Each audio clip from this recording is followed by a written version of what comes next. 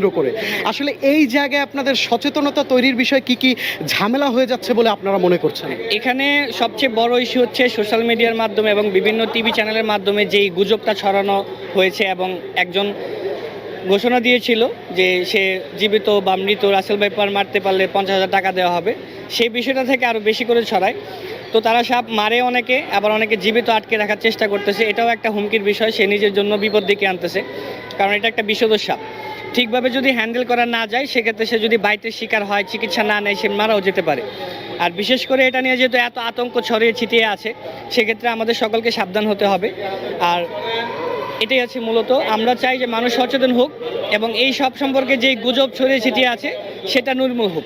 অপু, আপনি দীর্ঘ সময় ধরে রেস্কিউ টিমের সাথে কাজ করছেন।